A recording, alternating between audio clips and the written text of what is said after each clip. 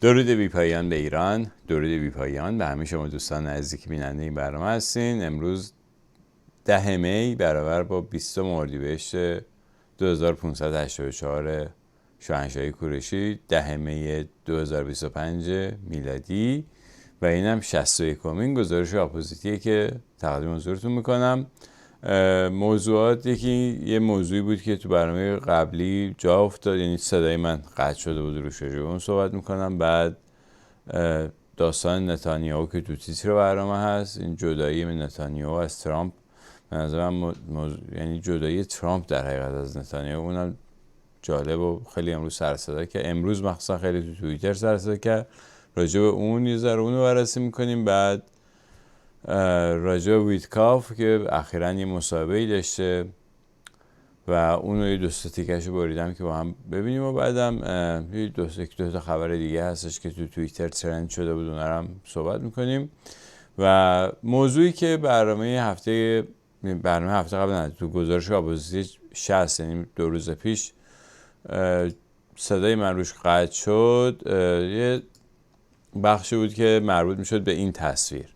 این آقای جیدی ونس هست که در کنفرانس امنیتی مونیخ حاضر شد و صحبتی که من کردم تو اون برنامه و الان تکرارش میکنم، الان صدا هست، راجع به این بود که این کنفرانس امنیتی مونیخ فکر میکنم مثلا 3 روز پیش در همین شهر واشنگتن دی سی، یعنی چند 10 کیلومتر اونورتر از خونه منزل آقای شاهزاده رضا پهلوی برگزار شد و من ندیدم که ایشون مثلا فیلمی، ویدیویی، تصویری بیاد بیرون که ایشون هم حضور داشتن در این کنفرانس.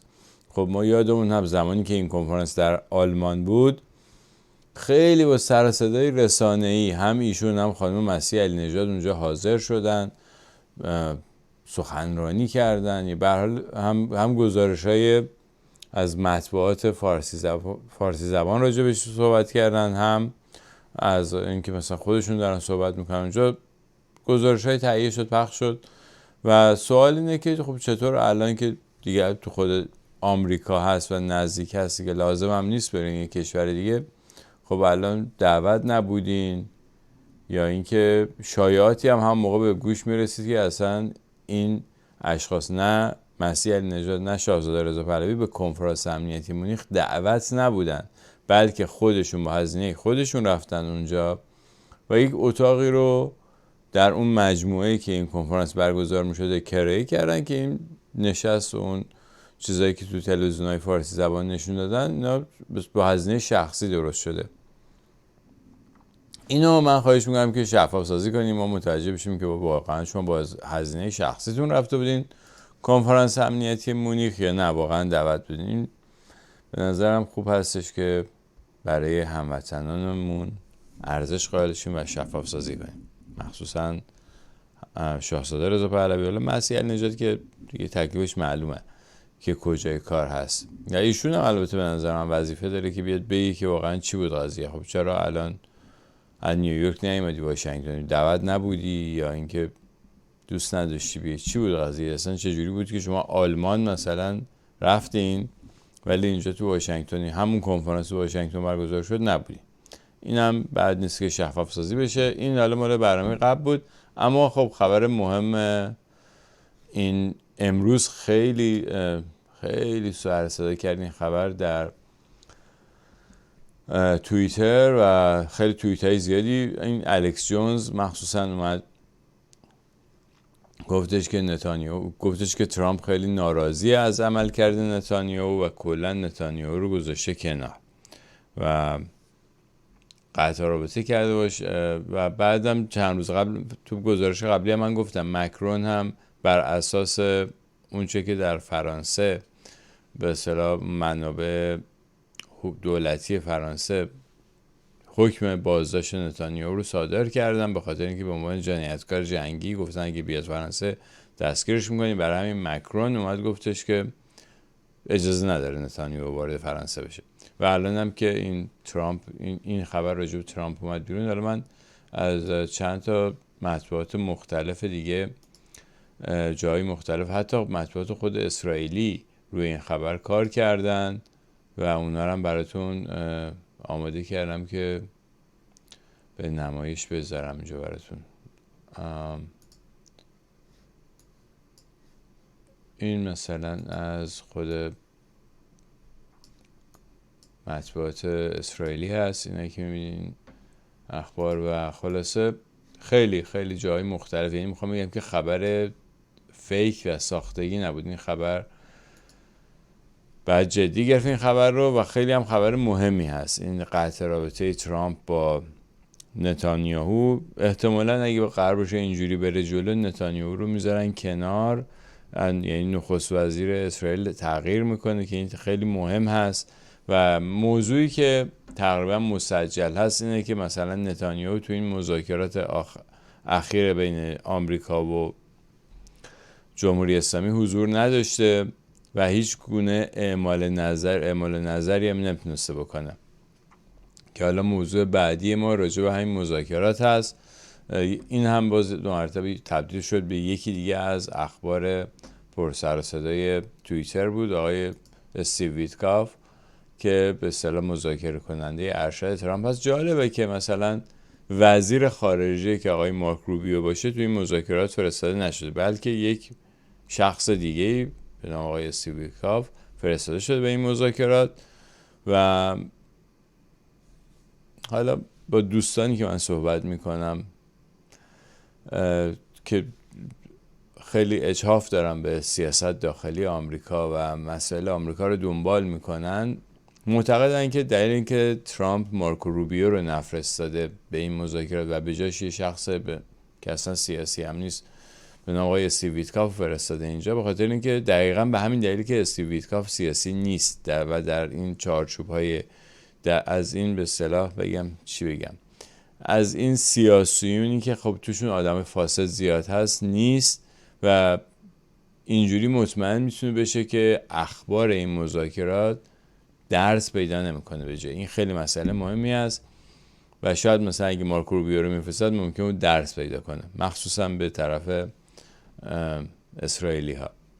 حالا این دیگه نظرات شخصی، البته این نظر قطعی و مطمئن نیست، ولی این چیزایی که من شنیدم. به هر حال این آقای استیو ویتکاف یه مصاحبه‌ای داشته چند روز پیش که من چند تا تیکشو بریدم و دیگه الان این تیکار من زیرنویسم میکنم که بتونین بخونین. حالا دوستانی که پادکست گوش میدن اگه خواستن میتونن بیان توی یوتیوب و اصل مصاحبه رو با زیرنویس فارسی ببینن. ببینیم تیکه اول. You're right. The neocon element believes that war is the only way to solve things. And the president believes that his force of personality, the way he is going to respond to situations, can bend people to do things in a much better way in the interests of the United States government. And I believe in that too. خب نیوکان ها تقریبا میتونم بگم که یه جور ریپابلیکن های افراطی جنگ طلب هستن نیوکان ها. میگه که اینا معتقدن که همه کار رو با جنگ میشه حل کرد. یعنی میتونم بگم یه گفتمانیه که در بین برخی از سیاسیون صاحبان صندلی های قدرت در بین سیاستمداران آمریکایی رایجه که از راه جنگ میشه مسائل آمریکا رو امن کرد و مسائل دنیا رو حل و فصل کرد با زور. و بر همین با همون منطق هم به عراق حمله کردن، به افغانستان حمله کردن و همینجوری حضور نظامی آمریکا رو بیشتر و بیشتر کردن و خب عملا نتیجه مثبتی برای مردم آمریکا نداشت، غیر از اینکه دولتشون، کشورشون هی بدهکارتر شد به بانک ها و خلاصه و بعدم دشمنانشون تو دنیا بیشتر شد، دشمن درست شد براشون، در صورتی که ترامپ معتقد نیست به همچین موضوعی. ببینید جریان ترامپ، حالا من یه ذره بعد از اینکه اینو صحبت کردیم یه ذره بیشتر باز میکنم براتون که متوجه شیم که ترامپ اصلا از کجا میاد و چرا نمیخواد بجنگه و دنبال این هستش که اگه بشه از راه گفتگو مسئله رو حل و فصل کرد یا با آپشن ها، خب قطعا همیشه اون آپشن گزینه نظامی رو میذاره رو میز، ولی خب این یه آپشنی هستش که یعنی اگه الان حرف گوش ندین اینجوری میشه. حداقل قبلش یه تلاشی برای اینکه با گفتگو مسئله رو حل کنیم انجام میشه. شاید مثلا با صدام حسین هم اگه میشستن یه گفتگویی میکردن که آقا مثلا بیا در همه این مراکز تولید سلاحات رو باز کن، یه بهونه کردن، بهونه خیلی ابلهانه بود. اون حمله به برج‌های دوقلو هیچ ربطی به صدام حسین نداشت، هیچ ربطی نداشت. به بهونه این که اینا دارن سلاح کشتار جمعی توی عراق تولید میکنن و این برای دنیا خطرناکه، ماجرایی درست که علم کردن که برن به عراق حمله کنن. بگذاریم قسمت بعدی صحبت‌های ویتکاف رو گوش بدیم. An enrichment program can never exist in the state of Iran ever again. And that's our red line. No enrichment, that means dismantlement, it means no weaponization, and it means that Natanz, Fordow, and Esfahan, those are their three enrichment facilities, have to be dismantled. خب اینجا میگه که ببین غنی سازی باید برچیده بشه از ایران. حالا جلوترش میگه که ببین مثلا یه راکتور بوشهر هم هست که اونجا غنی سازی نمیشه، اون مشکل نداریم ما باشه، ولی با غنی سازی که این اسم فوردو، نتنز، اصفهان اینا توش غنی سازی انجام میشه بعد جلوی و غنی سازی راه رسیدن به بمب هست. یعنی راهی که بخواد به بمب برسونه جمهوری اسلامی رو باید ببندیم. اولین چیزی که میخوایم اینه، این مسئله رو میخوایم حل بکنیم و یعنی اصل این ماجرا، این مذاکرات اینه که دیگه غنی‌سازی تموم شه و ایران برگردیم به جاش. خب اگه این مثلا غنی‌سازی رو ازش میگیریم ولی به جاش مثلا در بازارهای جهان رو به روش باز می‌کنیم، تحریم‌ها برداشته میشه، خیلی بنفیت‌ها، مزایای زیادی داره برای مردم ایران و این خب بالاخره یه چیزی هستش که جامعه جهانی هم داره میبینه که چه اتفاقی داره میفته. یعنی افکار عمومی دنیا هم الان دارن میبینن که آمریکا نیومده یه دفعه نقشه حمله به یه جایی بکشه، اول رفته حرف زده گفته آقا غنی‌سازی باید جمع کنی، به خاطر اینکه از این راه شما به بمب میرسین و شما هم آدمای خطرناکی هستین، آدمای شروری هستین، نباید شما راه برسن به بمب اتمی. ما بهتون اعتماد نداریم، حقم دارن، مردم ایران هم بهشون اعتماد ندارن. یعنی مردم ایران هم نمیخوان که جمهوری اسلامی صاحب بمب اتم بشه، مردم اصلا کلا جمهوری اسلامی رو نمیخوان.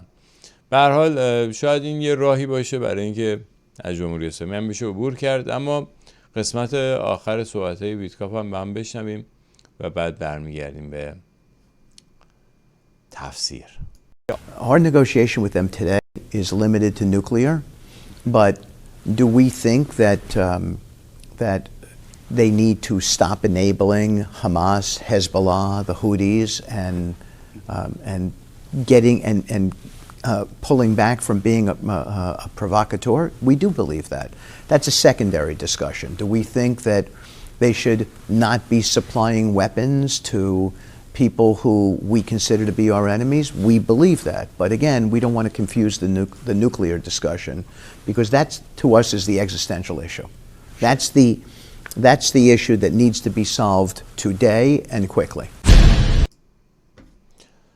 خب بنابراین اینجا هم گفتش که شما اینی که مثلا اینا دارن به حوثی‌ها، حزب الله و حماس و اینا کمک میکنن هم خب درسته، اینم یه مسئله ایه، ولی الان تو قاطی این گفتگوی هسته‌ای ما نمی‌کنیم اینا و ما نمی‌خوایم که به کسانی که فکر می‌کنیم که دشمن ما هستن برن کمک بکنن.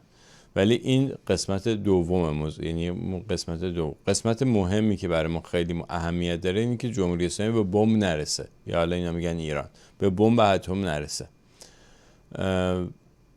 یعنی اصل موضوع مذاکرات اینه. پس یعنی چی؟ یعنی اون داستان حوثی و نمیدونم کمک به حوثی ها و نمیدونم حماس و حزب الله اینا رو هم نمیخوان، ولی اونو گوشن برای قسمت پله دوم هست که خب قطعا وقتی که در اقتصاد باز بشه به روی این کشور و مردم و بتونن کمپانی‌های خارجی بیان تو ایران سرمایه‌گذاری بکنن و اصلا شکل مدل اقتصاد ایران عوض بشه، دیگه اون ارزشی ها و برای بسیجان دو عالم و این دستک و دنبک هم جمع میشه، این دوکون هم تعطیل میشه، این ماجرا. یعنی قاعدتاً من فکر میکنم که منتهی میشه به برچیده شدن حکومت مذهبی از ایران. دشمنی با آمریکا باید تموم بشه و این اون قسمت کلیدی داستانه. راجع به ترامپ، ببینید در طول این حداقل 50 سال گذشته، بیشتر از 50 سال البته قدمت داره این مسئله که بهتون میخوام الان بگم، این یه فساد خیلی سیستماتیکی توی این سیستم سیاست آمریکا بوده. همین که میگم که میخواستم به دنبال جنگ طلبی و به بهونه آورده امنیت داریم، یادتونه جمهوری اسلامی میگه امنیت داریم عوضش، دقیقاً با همون، یعنی میخوام بگم که اینا یه الگوهای قدیمی داره که جای مختلف دنیا با زبون مختلف انجام شده برای اینکه بتونن افکار عمومی رو همراه کنن، مثلا برای به جنگ رفتن، برای همین آتش پراکنیایی که جمهوری اسلامی میکرد، توجیه اینا که میگفتن ما نمیدونم میخوایم بریم تا مدیترانه، مرزمون گسترش و این چرت و پرتایی که میگفتن دیگه. این ورم یه جور دیگه ای.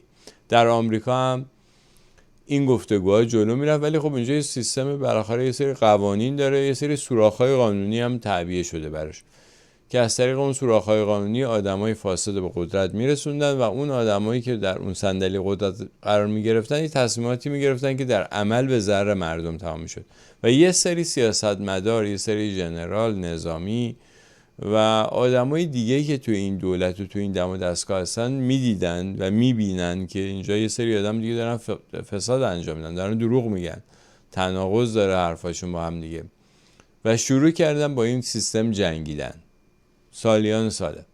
منتها خب به نوعی حذف میشه. مثل نمونهش همین کورت ولدون بود که نذاشتن 2 مرتبه انتخاب بشه و وارد مجلس بشه. این یه نمونهش و نمونه‌های شبیه به این هم از نماینده مجلس هم سناتور که 2 مرتبه نتونستن برگردن به صندلی قدرت چون اون امضایی که باید میکردن نکردن، اون کاری که باید انجام میدادن نکردن و همینطور در نظامیان. یکیش خود همین مایک فلین هستش که مجبورش کردن ریتایر کنه، بعدم براش پرونده سازی کردن، عزلش کردن از نشنال سکیوریتی ادوایزر تو دوره اول ترامپ و موارد مشابه این. یعنی میخوام بگم از اون طرف یه سری میهن پرست، یه سری آدمای با وجدان هستن در آمریکا که دیدن که همچین اتفاقی داره میفته و تک تک هم از پس این کار بر نمیومدن. برای همین من احساس میکنم که اینا با هم یه جوری میتونم بگم یک اتحادی به وجود اومده بینشون که خواستن سیستماتیک برن بالاخره این ماجرا رو باهاش سرشاخ بشن. یعنی این کاری که الان، این اتفاقی که امروز داره در آمریکا میفته یک اتفاق تاریخی هست. تاریخ آمریکا رئیس جمهوری مثل دونالد ترامپ نداشته. یعنی مثلا یک بیلدر، یک کسی که کارش خونه سازی هست، کارش مثلا کار ملک هست، هتل ساز، هرچی، بیاد وارد سیاست بشه و اونم بیاد رئیس جمهور آمریکا بشه. هیچ وقت اتفاق نیفتاده تو تاریخ آمریکا. و مسیری هم که طی کرده، حتی مسیری که خانواده ترامپ طی کرده برای رسیدن به ثروت فرق داره با مسیری که مثلا راکفلر طی کرده یا با مسیری که جی پی مورگان طی کرده، فرق داره. برای همین این آدم یک آدم یونیکه، یک آدم ویژه‌ای هست و کارهاش هم ویژه است. شما نگاه کنید در این 3 سال گذشته چه اتفاقایی افتاده در آمریکا. در میگم 3 سال، 3 ماه گذشته، 3 ماه اومده سر کار، دنیا تکون خورد، لرزید. در ضمن با انگلستان هم به یک نتیجه‌ای رسیدن، با هم یک معامله‌ای کردن که قرار شد یه سری تعرفه هایی که قرار بود 25% بشه 10%. یعنی قبلا مثلا ماشینای انگلیسی که وارد آمریکا میشد تعرفه نداشت، ولی الان 10% تعرفه داره. انگلیسی هم خوشحالن از این موضوع.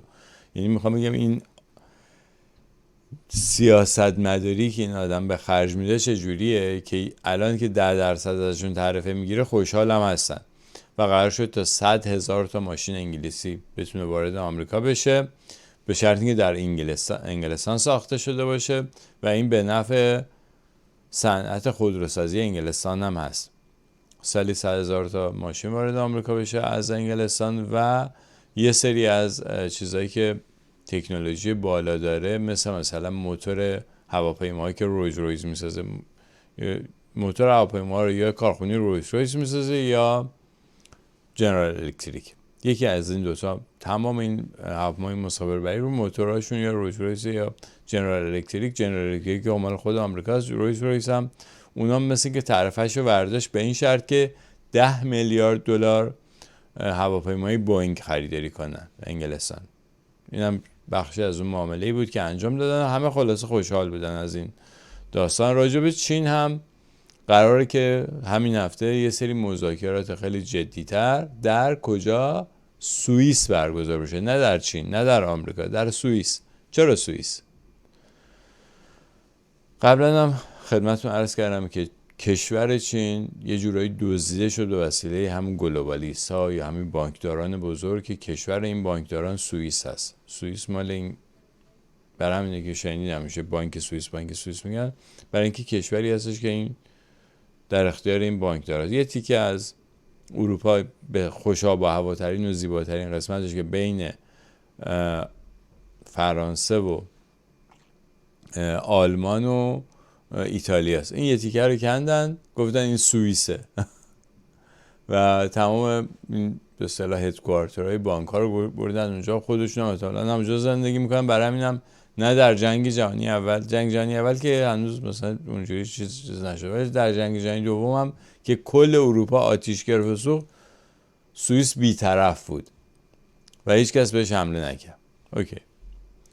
حالا الانم این مذاکرات برای اینکه بالاخره تکلیف این تعرفه ها معلوم بشه داره در چین برگزار میشه. ببخشید در سوئیس داره برگزار میشه. مذاکره برای معامله کردن با چینه ولی داره در سوئیس برگزار میشه. این هم یه روند، یه خط رد اینه که شما به متوجه بشین که کمپانیایی که دارن تولید همه دنیا رو به هم زدن از کارگر ارزون چینی استفاده میکنن که به همه جا محصولات رو بفرستن. محیط زیست چین رو داغون کردن و در حقیقت دارن برداری میکنن به نوع مدرنی در چین. اینها از کجا میان؟ از کجا ساپورت میشن؟ و برای همین اقتصاد چین واقعا با چالش جدی مواجه هست. دلیل این که تا الان مثلا بلافاصله چینی‌ها قبول نکردن چیزی که ترامپ ازشون خواسته بود رو، به خاطر اینکه اون کمپانی‌ها دارن کنترل میکنن. اونا دارن به اصطلاح به سیاستمداران چینی میگن که چیکار کنن چیکار نکنن. و الان هم مذاکرات رو تقریبا یه جوری میتونم بهتون بگم که مستقیم بین دولت آمریکا، دولت ترامپ و خود اون صاحبان اصلی اون کمپانی که در سوئیس هستن، نه در چین هستن، در سوئیس هستن، بین اونا داره انجام میشه. این هم به نظرم خبر جالبی بود. و اما یه خبر دیگه ای که میتونم بگم شاید به نوعی به ما مربوط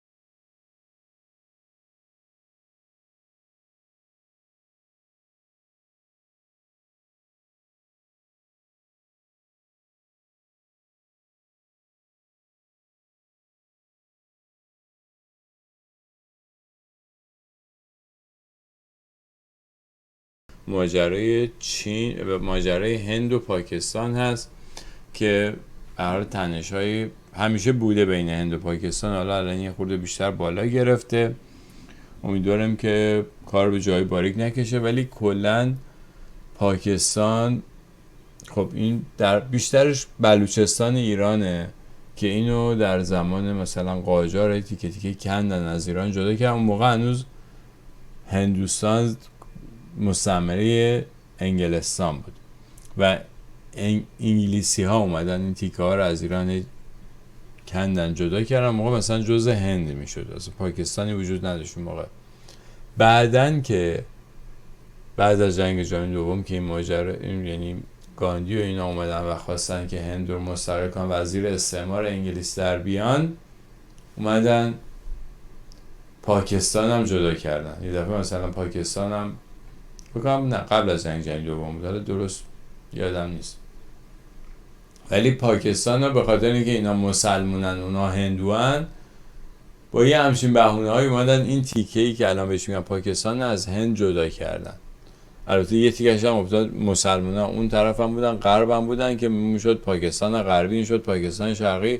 پاکستان غربی بعدن شد بنگلادش الان کشور، و اینکه اونا مثلا مسلمانن به این بهونه.